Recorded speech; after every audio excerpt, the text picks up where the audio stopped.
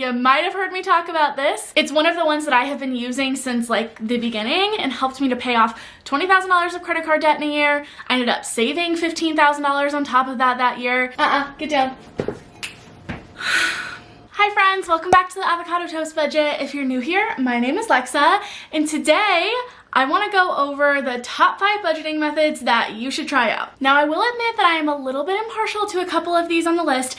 However, I really like all of them, and I think that they serve different purposes for different people. And I have quite an array of options on this list, so whether you are someone who feels like budgeting isn't accessible to you because you don't even make enough to make ends meet, which is like totally valid, or if you are someone who feels like you should have a lot of extra income and a lot of extra money to spend, but somehow at the end of the month you always find yourself just consistently living paycheck to paycheck, or if you are somewhere in between, we've got a budgeting method on this list that is going to work for you. And before we get too into it, if you want to learn more about saving, investing, paying off debt, and how to finally feel more confident with your money, make sure that you hit that subscribe button down below, push that bell notification, that way you never miss an upload, and let's go ahead and get into it. Whew, I have got a light here. I'm gonna have to move it. It's a little blinding. That might have messed up the light a little bit, but we're gonna have to make it work because whoa. First up on our list is a percentage-based budget. Now, you might not have heard of this before, but chances are you have heard of a version of this, the 50-30-20 method. The idea of the 50-30-20 method is that you put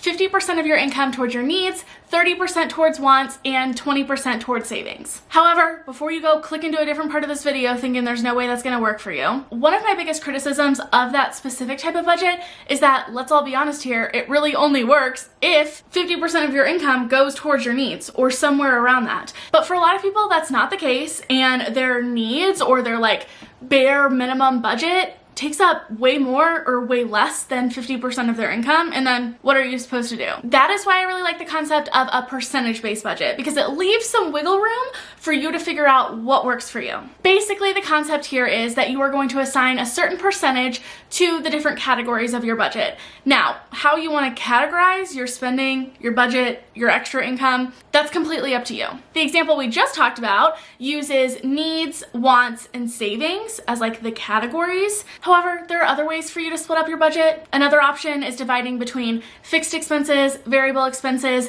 savings goals, and debt payoff goals. Or you could get really simple and just divide it between saving and spending. However you decide you want to categorize it, I highly recommend starting with assigning a percentage to the things that like are really kind of outside of your control. Most commonly, that is whatever category is going to include things like your bills and necessary grocery and gas expenses, because those bare minimum things are kind of harder to figure out ways to like take out because they're things that you need. So once you figure out how much of your income is going toward those needs, those bills, fixed expenses, however you want to categorize them, you are going to take the rest of that percentage and figure out what you want to do with it. How much needs to go towards debt? How much needs to go towards extra spending or your saving and investing goals? So the big question here is, who would I recommend this budgeting method to? I really believe that this is great if you just need like a framework for your finances. If you have no idea where your money is going, getting into a percentage-based budget can be a really good place to start, because at least you start to get some sort of a handle, control, and understanding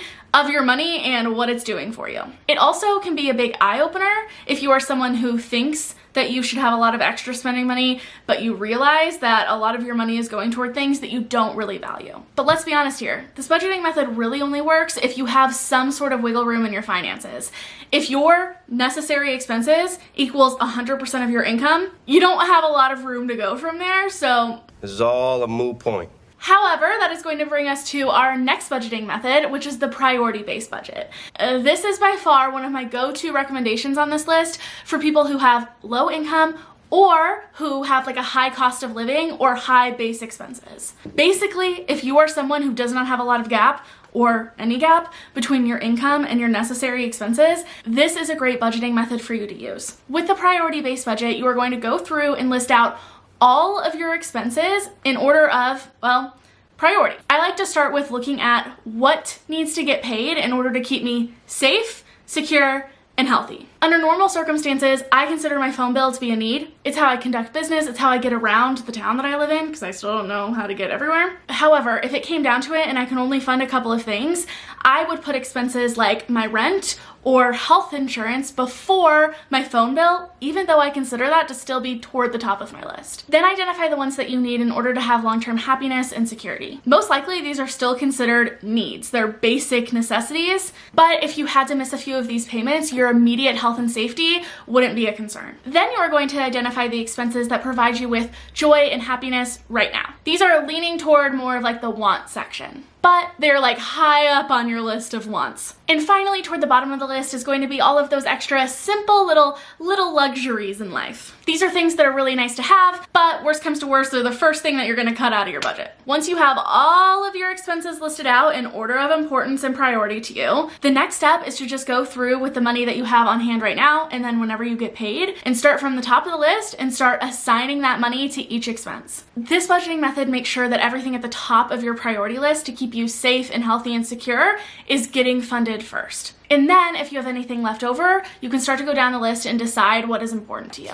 A little pro tip here, I highly recommend if you have like a chunk of bills that all kind of pretty much are of the same order of importance, make sure to go through and list them in order of when they are due throughout the month. That way you can make sure to fund the thing that is coming up first before you fund those other things that might be later in the month and that you could use a future paycheck to fund. I also want to note that this budgeting method works even if you don't have any source of income. You're just going to repeat these steps, but just using the money that you have on hand. So who would I recommend this budgeting method to? To be perfectly honest with you, I think that this just exercise of laying out this budget is important for everyone to do. Whether you have tons of discretionary money or not, it is really important to know what is important to you, what you value, and what you would rank higher on your list than other things. But in actual day-to-day practice, I do find that this budgeting method is better for those who have less of a gap, or again, no gap at all between their income and their base expenses. If you are someone who has struggled to figure out how budgeting is accessible to you because there truly is no extra money at the end of the month, this can make you feel like you do have at least some control and understanding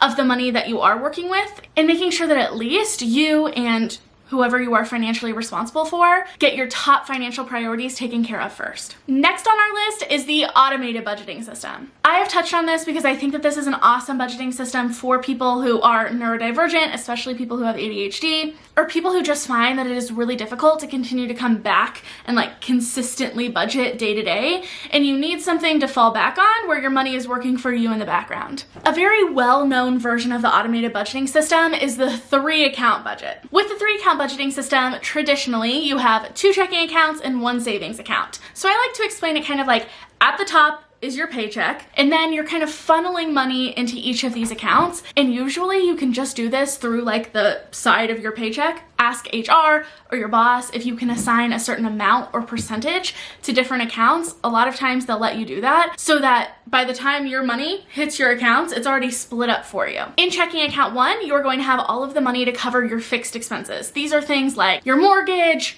rent, utilities, subscription boxes, anything that you know when you need to pay it and relatively how much it's gonna be. Then, skipping over checking account 2 for now, we're going on to our savings account. This is money that you want to have automatically deposited in a savings account. I highly recommend looking into an online savings account that has a bucket system. I've talked about bucket systems, why they are awesome. It's basically just a way for you to organize your savings into different goals. But I have a video all about that. I will link that here or here. I used to know where this thing was until I moved and switched filming positions, and now I'm not too sure, but I think it's here. Maybe it's here. One of these 2 sides. It's important to have this money pulled straight from your paycheck if possible, because then it's just kind of like out of sight, out of mind, working for you in the background, so you're not tempted to move it over to one of your checking accounts. However, once you figure out how much you need to go into savings and then into that first checking account, any extra money that you make is gonna go into checking account 2, and that is going to cover all of your like day-to-day spending. So the idea here is that you really only ever have to consult checking account number 2 to see how much you have stuff to spend. This is a great way to make sure that all of your bills and fixed expenses plus your savings goals are covered, while just being able to easily reference one bank account, whether you have a debit card or a credit card linked up to that account, to see how much you can spend before you get paid again. I have a more detailed video about everything you need to know about automating your budget and how to set it up yourself. I will link that again in one of these corners. So who would I recommend this budgeting method to? Like I touched on in the beginning, for my fellow neurodivergent people, especially those with ADHD, if you find that traditional budgeting is really difficult for you to keep up with, this is one that I definitely recommend looking into, although it could work for like a ton of different people, especially if you're someone who finds that you just like end up losing the motivation to continue to keep up with budgeting, because really you just have to kind of like monitor this, make sure everything's going all right, but otherwise it'll work in the background for you. The one downside I would say that this budgeting method does have is I feel like you don't have as much control over your expenses and your spending as you do with like the next one that we'll talk about. So if you are someone who has some big debt payoff, savings, or investing goals, you might want to opt for our next option. And speaking of which, our fourth budgeting method that we're going to talk about is a zero-based budget. If you've been here, you might have heard me talk about this. It's one of the ones that I have been using since like the beginning, and one of the ones that like finally truly clicked for me and helped me to pay off $20,000 of credit card debt in a year. I ended up saving $15,000 on top of that year, and I did all of that while making less than $60,000. So how I like to describe a zero-based budgeting method is basically just taking all of the money that you have on hand right now in your bank account and figuring out what that money needs to do for you. The reason I love zero-based budget so much is that we're not looking into like the future to budget money that you don't have. We are just figuring out the money that you have on hand right now and what expenses, savings goals, and other things it needs to cover. I will say that the zero-based budgeting method is definitely one of the most hands-on methods I'm going to talk about, because it does require you to track your expenses, because once you make a plan for that money, you need to like actually execute that plan. But I will say that in my opinion, if the zero-based budgeting method ends up working for you, I feel like it's the one that like makes you have the most control over your finances,